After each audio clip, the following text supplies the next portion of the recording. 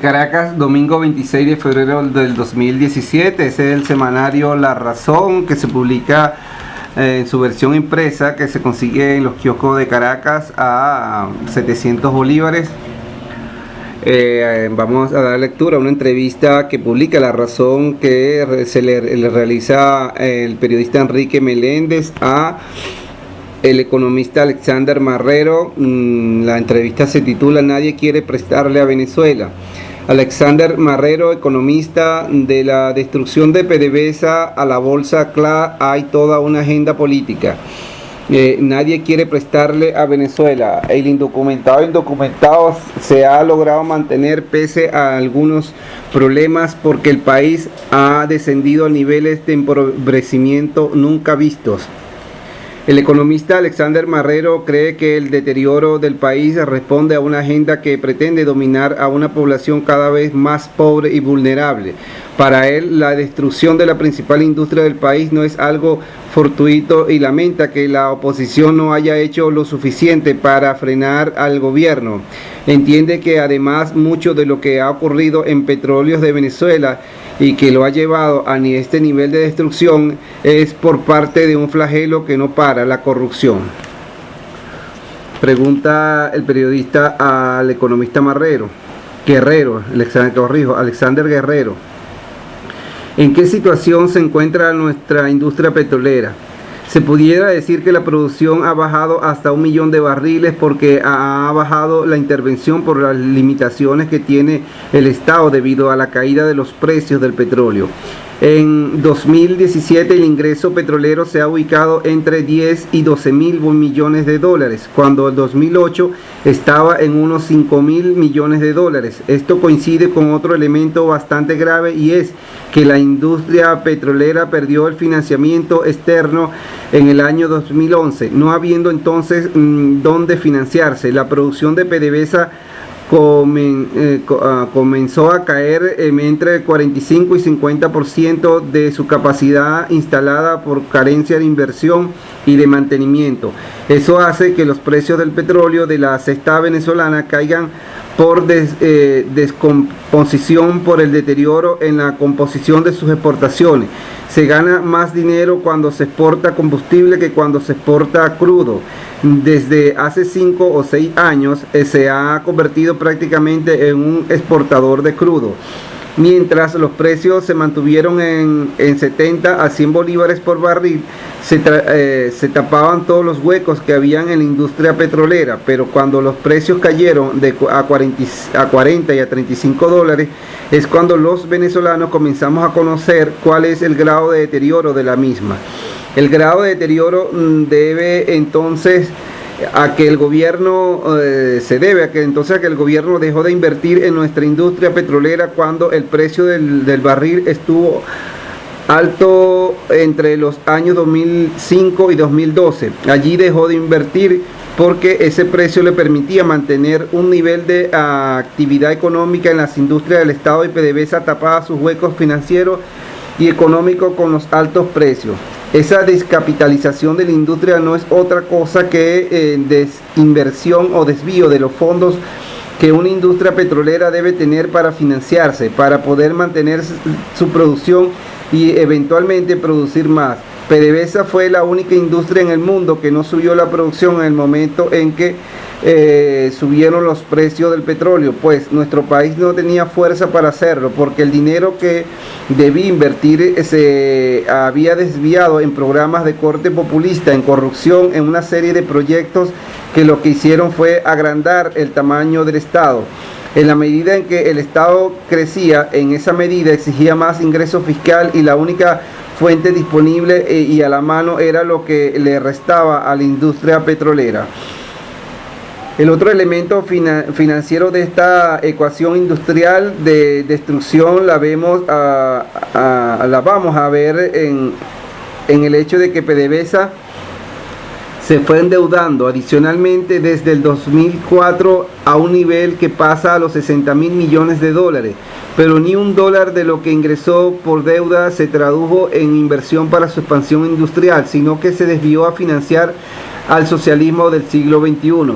PDVSA comenzó a botar dinero hacia el mundo, tratando de captar influencia política de Venezuela. Lo hizo con Petrocaribe, con el ALBA, incluso con países lejanos como Portugal, Bielorrusia, de manera que por ahí se fueron muchos recursos que PDVSA percibía por concepto de petróleo y de deuda, y así fue firmando acuerdos, siendo el más leonino de todos el acuerdo del fondo chino. Pregunta el periodista, ¿en qué consiste ese fondo chino? Responde Alexander Guerrero, el economista: una especie de trueque. China me da un avance en dinero y yo le pago con petróleo diariamente, pero tengo que enviárselo al mar de China. Esos son 45 días de travesía, cuyos costos los cubría Venezuela y le pagó interés a China, solo para tener entonces en contra el reembolso un acuerdo de importación de materias primas de China, de importación de bienes y servicios, incluidos productos terminados que venían por vía de los suministros de las empresas públicas financiadas por el Fonden. Allí era donde se recibía entonces la factura por todo este financiamiento que PDVSA y las empresas del Estado van a percibir del petróleo que se le vendía a China. En otras palabras, China no pagaba con efectivo, sino con materia prima, productos intermedios y bienes terminados. Por eso es que PDVSA queda sin liquidez, sobre todo a partir del 2014, ya cuando lo indocumentado como jefe de Estado. Eso fue lo que hizo que se fuera Rafael Ramírez de la presidencia de PDVSA, porque la empresa había hecho aguas sin tener que pelearse con el indocumentado. De una forma bien tranquila se fue a la ONU. ¿Qué otro acuerdo firmó Venezuela con características similares?, le preguntan al economista. Responde: el segundo gran acuerdo que hace Venezuela es con Petrocaribe. En ese acuerdo con 16 naciones se llegó a que la mitad del petróleo que recibían ellos, que era del alrededor de unos 200.000 barriles diarios, se iban a pagar en un fondo de 25 años de plazo, y la otra mitad de este petróleo se iba a pagar con alimentos, café, caraota, yuca. Pero además esa mercancía llegaba a manos del Estado y se pudría.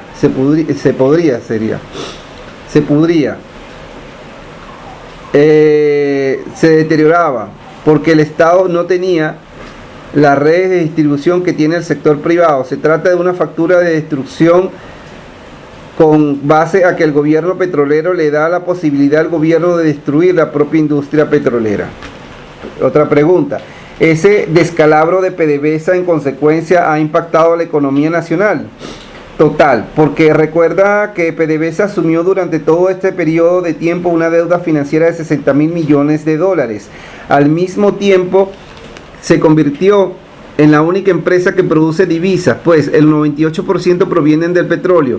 Cuando PDVSA cae en esa crisis por la disminución del ingreso petrolero, caen también las reservas internacionales y el dólar se dispara. Se produce una crisis fiscal del gobierno, y esa crisis fiscal es la que nos lleva a la hiperinflación, porque se tuvo que monetizar el déficit fiscal directamente del Banco Central de Venezuela a través de la impresión de dinero inorgánico, que es lo que nos ha dado la inflación más grande del mundo, a un 1.000 o a un 1.200%, como estamos hoy, hiperinflación. Entonces tiene el colapso financiero de la industria petrolera y el colapso financiero de la industria nacional, es decir, la quiebra del sector privado, porque cuando llega el indocumentado al poder, de inmediato viene con varias leyes controlando precios, controlando ganancias, controlando inventario y reprimiendo a través de los militares que los incorpora al poder para que le garanticen la represión económica que le tienen al sector privado hasta postrarlo como lo tienen hoy en día. De modo que uno dibuja el panorama y percibe que esto simplemente era una agenda política, llevarnos a este punto en el que prácticamente el 74% de la población es pobre y en pobreza crítica está el 47%. Otra pregunta: ¿qué explicación le encuentra usted a esta situación? Es una especie de factura que se conoce en el mundo bajo el principio que cuando tú empobreces más a una sociedad, más las haces proclive a dominarla políticamente. Entonces, yo tengo todo el derecho como economista a decir que se llevó a Venezuela a un grado de tal empobrecimiento que ha hecho que su pueblo aún más dócil ante la represión, aún sea más dócil ante la represión política. Uno tiene que entender de alguna forma que el régimen del indocumentado e indocumentado es prácticamente ilegítimo porque la gente no lo quiere. Se ha logrado mantener pese a algunos problemas porque el país ha descendido a niveles de empobrecimiento nunca vistos. ¿Cómo arregla uno una cosa con la otra? Se supone que Venezuela debería estar en una especie de violencia política, tratando de resolver su problema económico diario, porque la mitad de la población trata de sobrevivir.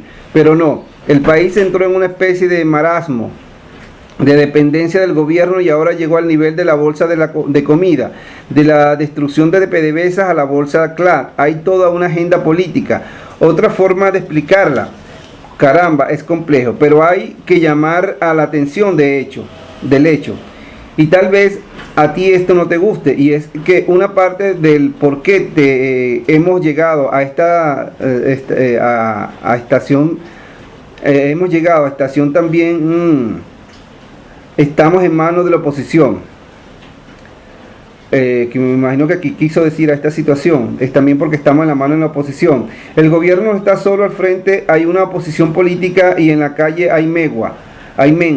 Ahora, no es que esa agenda es del gobierno y de la oposición, sino que por consecuencia no intencionada a la oposición le ha pasado todo eso por el medio de las piernas.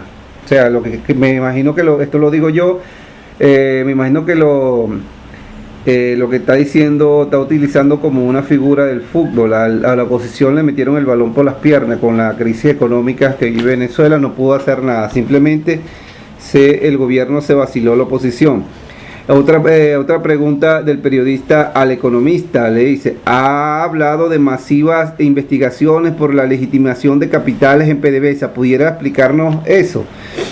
Responde Alexander Marrero, el economista, en los Estados Unidos hay juicios e investigaciones abiertas además de presos por lavado de capitales a los cuales se ha prestado el flujo de la caja de PDVSA y la contratación de obras, compras de insumos a proveedores. Esas investigaciones se está haciendo también en Andorra, en Portugal, pues muchas de las facturaciones han servido para lavar capitales y ya se descubrieron volúmenes importantes. Existen juicios con nombre y apellidos. Eso ha sido brutal y eso tiene muchísimos años, porque lo que ha ocurrido es que desmantelaron cualquier mecanismo de control de la gestión pública y de PDVSA.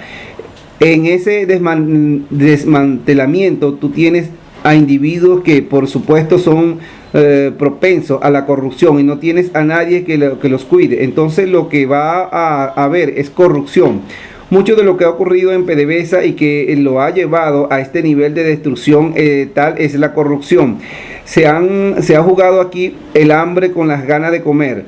Se ha juntado el hambre con las ganas de comer. Un país sin ningún tipo de control fiscal resulta inauditable. Por eso muchos funcionarios tienen el incentivo de entrar en toda esta cosa de la corrupción.